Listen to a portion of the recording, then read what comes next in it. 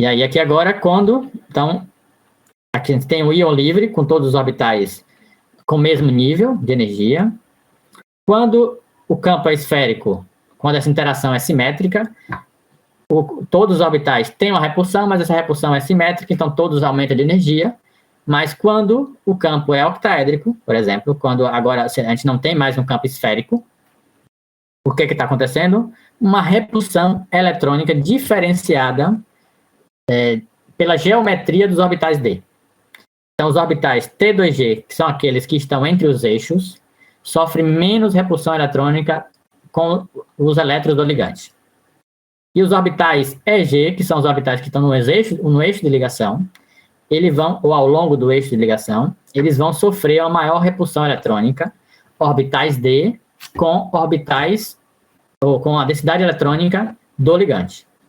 Então, essa repulsão criada, na verdade, no primeiro momento, a gente se observa uma atração entre densidade eletrônica e carga positiva, então eles se aproximam até o momento em que começa a ocorrer a repulsão eletrônica entre elétrons D, dos níveis do metal, e densidade eletrônica do ligante. Isso faz uma quebra da degenerescência e agora os orbitais estão em níveis diferentes. T2G desce de energia e o EG, eles sobem de energia. Vamos ver algum exemplo. Aqui ainda um pouco do que é esse desdobramento. Então, esse desdobramento a gente dá um nome de ΔO, ou 10dQ. Normalmente, 10dQ vocês vão encontrar mais nos livros mais antigos. ΔO vocês vão encontrar, normalmente os livros mais novos tendem a abandonar 10dQ. Então, quando a geometria é octaédrica, o campo é octaédrico, se escreve ΔOCT, que é de octaédrico. E aí, para cada geometria, esse delta vai acompanhar uma designação da geometria. E aí a gente tem aqui a separação do campo simétrico, ele separa de forma simétrica, e o baricentro, e quando não é o simétrico, a gente tem um baricentro, que é como se fosse um centro desse sistema, só que, como essa repulsão é diferenciada, o EG é mais 6, 0 mais 6, ΔO, e o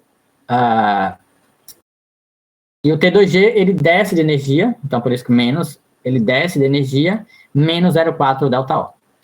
Então, com esse entendimento de separação desse campo cristalino, então, e essa separação, se a gente observar, é nessa separação que vai ocorrer as transições eletrônicas. Então, avaliando essa separação, avaliando o ΔO, ou 10dQ, ou delta, a depender da geometria, é que a gente vai relacionar essa separação entre T2G e EG exatamente com a cor dos complexos. Então, e o ligante ele vai influenciar, o metal ele vai influenciar. Então, metal ele pode atrair mais fortemente o ligante e causar um ΔO maior, uma separação, uma repulsão eletrônica entre elétrons D e densidade eletrônica do ligante maior, isso pode aumentar o ΔO. Ligante, alguns ligantes eles podem se aproximar mais desse metal, desse centro metálico, isso pode também levar a um ΔO maior. Então, tem vários fatores que afetam o ΔO que a gente vai estudar e conversar nos próximos dias. O sinal, ele está mais para indicar o que é estabilização e o que é perda de estabilidade. Mas ele vai nos informar, sim, porque eu vou ter que, por exemplo, esse 0,4 e 0,6 é por como é que eu posso dizer? Por subnível D. Então, por elétrons nos subníveis, na verdade. Então, essa estabilização de 0,4 ocorre pelo número de elétrons que estão no TG2. Essa desestabilização de 0,6, ela vai ocorrer pelo número de elétrons que tem no EG. E aí, assim, esse resultado, quanto mais negativo, vai indicar que a espécie está mais estabilizada. Aquela espécie formada é mais estável. E aí, você já chamou basicamente para o que a gente chama de energia de estabilização do campo cristalino. Aqui eu não sei, aqui está campo ligante. Campo cristalino. Energia de estabilização do campo cristalino. Então, agora a gente vai avaliar, por exemplo, o hexaaqua titânio 3+. Então, ele é a configuração D1. Então, se ele é a configuração D1, só tem um elétron no nível D, Tg2. Então, como é que a gente vai calcular? Esse daqui é 0. Então, aqui é 0, não tem nenhum elétron. E aqui só tem 1. Então, a estabilização é de menos 0,4. Tá. Vamos à fórmula, na verdade.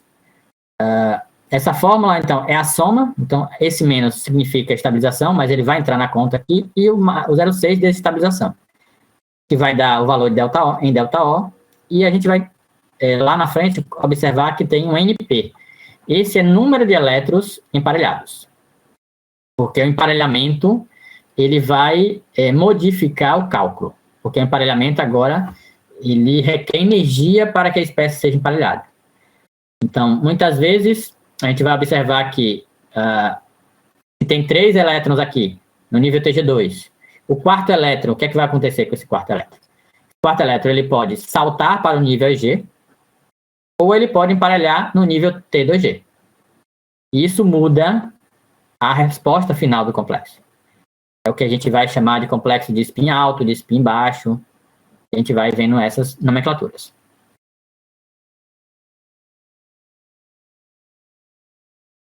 Então, ainda com o titânio, a gente pode relacionar diretamente um resultado espectroscópico. A gente tem experimentos que vocês vão fazer que tem alguma espectroscopia.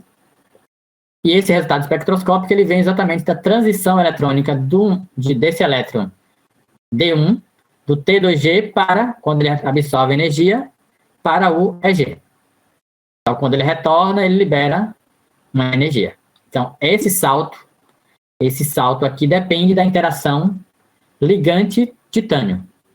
E por que depende da interação ligante-titânio? Porque depende exatamente dessa separação entre o T2G e o EG. Então, ligantes que separam menos esse T2G do EG podem facilitar uma transição a transição pode ser mais fácil, porque a diferença é menor. Ligantes que separam muito o T2G do EG pode dificultar que esse elétron dê esse salto. Então, ele vai precisar de mais energia e ele vai absorver energia em outra região.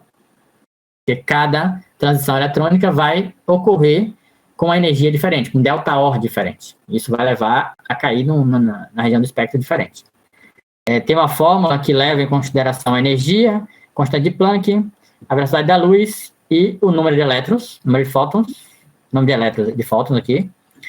E a gente pode calcular exatamente o comprimento de onda que deve cair, ou com o comprimento de onda calcular a energia, calcular o ΔO, ou com o ΔO calcular o comprimento de onda.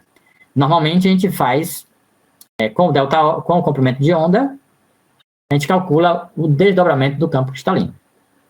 E lá na frente a gente vai ver que tem uma chamada série espectroquímica, que é exatamente uma série experimental. Então, foram realizados ensaios com vários ligantes, e a partir desses ensaios foi-se calculado o ΔO e avaliado e ordenado esses ligantes em uma série, que é chamada série espectroquímica de desdobramento do campo cristalino.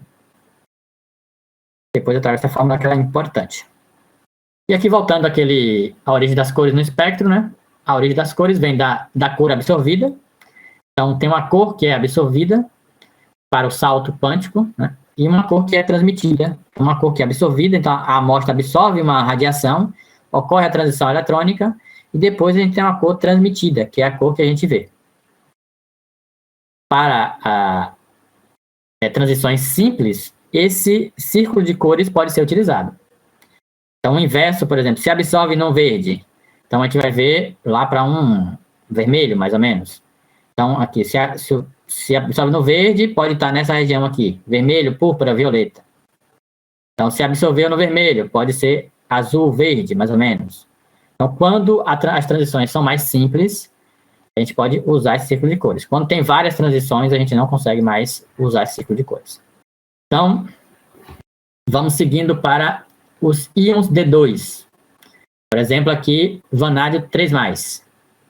Então, hexaaco vanádio 3+, tem 2 elétrons no nível T2G. E esses 2 elétrons no nível T2G dá uma estabilização do campo cristalino de menos 0,8 ΔO. Se eu tenho agora um D3, aqui um hexa-aqua cromo 3+, 3 elétrons no nível T2G, isso vai dar uma estabilização de 1,2, porque cada elétron contribui com 0,4. Então, dá uma estabilização de menos 1,2 ΔO. Quando agora a gente tem o D4, a gente agora vai começar a falar de outra nomenclatura, complexo de spin alto e complexo de spin baixo. Então, se são 4 elétrons, então existe uma possibilidade agora desse quarto elétron ficar no nível T2G ou nesse quarto elétron para o nível EG. Então, isso depende de quê? Isso vai depender de uma que a gente vai chamar uma energia de emparelhamento, que é a energia necessária para acoplar 2 elétrons. Antes disso, esses complexos formam, o D4 pode formar complexo de spin alto, quando tem um elétron no nível EG, ou mais, e complexo de spin baixo, quando todos os elétrons estão no nível T2G. Então, quando é que o elétron ele pode saltar para o nível EG? Normalmente, quando a energia de estabilização do campo cristalino ela é pequena. Então, quando tem elétrons, quando essa estabilização é pequena, fica mais fácil esse elétron passar para o nível EG. Quando essa estabilização é mais elevada, então, quando a estabilização é mais elevada, esse elétron precisa de muita energia para o nível EG. Então, esse elétron ele pode ir para o nível EG quando o ΔO é pequeno, ou ele pode ir para o nível EG quando a energia de emparelhamento ela for pequena. Então, quando a energia de emparelhamento for pequena, ele pode ficar no T2G. Quando a energia de emparelhamento for muito grande, ele não vai emparelhar, ele vai para o nível EG. Então, a partir do D4, a gente tem sempre complexo de spin alto. Toda vez que falar de complexo de spin alto, são espécies que têm elétrons no nível EG. A gente está falando aqui de complexos octaédricos. E complexos de spin baixo, quando as espécies têm elétrons só no nível T2G. E no final, essa energia de estabilização do campo, desse campo cristalino, ela vai agora levar uma interferência da energia de emparelhamento. Então, vai ser essa energia de estabilização mais a energia de emparelhamento. Se isso for menor do que essa daqui, ou se essa energia de emparelhamento for pequena, ele não vai se emparelhar. Desculpa. Se essa energia de estabilização for muito pequena, ele não vai se emparelhar. Se ela for grande, ele pode se emparelhar. E a gente vai ter espécie D4 spin alto e espécie D4 de spin baixo. Tudo vai depender do centro metálico e do ligante. Então, complexo de spin alto. Delta é pequeno. Quando o delta é pequeno, então mais ou menos o delta octaédrico é menor do que a energia de emparelhamento. E aí a gente vai ter complexo de spin alto. Complexo de spin baixo, delta é grande e o delta do octaédrico é maior do que a energia de emparelhamento. Então, se a energia do delta é muito grande, é muito maior do que a energia de emparelhamento, ele vai se emparelhar embaixo. Então, vai formar complexo de spin baixo. Se essa energia do delta é muito pequena, menor do que a energia de emparelhamento, ele não vai se emparelhar. Ele vai para cima. E aí, ele vai formar complexo de spin alto. O outro foi baixo, eu falei, trocar.